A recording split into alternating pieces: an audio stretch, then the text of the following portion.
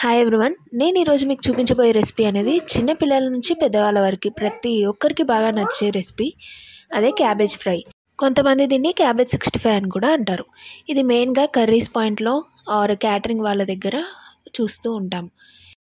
ఆ catering taste మనకి వస్తుందో రాదో అనే డౌట్తోనే నేను ఈ ప్రాసెస్ని స్టార్ట్ చేశాను. బట్ టేస్ట్ మాత్రం చాలా ఎగ్జాక్ట్గా బాగా వచ్చింది. ఇప్పుడు నేను చెప్పబోయే ప్రాసెస్లో మీరు కూడా చేస్తే మీరు కూడా ఈ క్యాబేజ్ ఫ్రైని ఎంజాయ్ చేయొచ్చు. ముందుగా మనం క్యాబేజ్ని నేను చూపించిన విధంగా కట్ చేసుకొని దాన్ని ఒక 5 మినిట్స్ వాటర్లో కడిగేసి నానబెట్టి తీసేయాలి.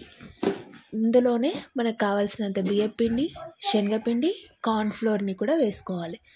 అందులో పసుపు, అల్లం వెల్లుల్లి పేస్ట్, కారం, ధనియాల పొడి, జీలకర్ర పొడి, ఉప్పు, ఇంకా కావాలనుకుంటే గరం మసాలా కూడా వేసుకోవచ్చు.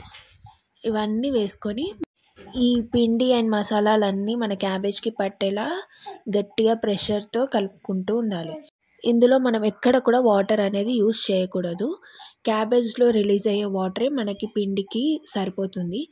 ఒకవేళ వాటర్ అనేది ఎక్కువైతే మనం పిండి కలుపుకోవాలి. అండ్ వాటర్ అనేది ఉంటే మనకి క్రిస్పీగా రాదన్నమాట. సో ఇప్పుడు అలా కలుపుకున్న దాన్ని బాగా వేడైన ఆయిల్లో మనము డీప్ ఫ్రై చేసుకోవాలి. మనకి ఫ్రై అనేది త్వరగానే అయిపోతుంది. ఈ క్యాబేజ్ అనేది కొంచెం గోల్డెన్ బ్రౌన్ కలర్గా వస్తే సరిపోతుంది. ఇప్పుడు దీన్ని మనం టిష్యూ పేపర్లో అలా తీసుకోవచ్చు. అండ్ బయట ఫుడ్ కలర్ అని వాడతారు, నేను ఇక్కడ వాడలేదు. బట్ టేస్ట్ మాత్రం ఎగ్జాక్ట్ వస్తుంది. Please like, share and subscribe. Thank you.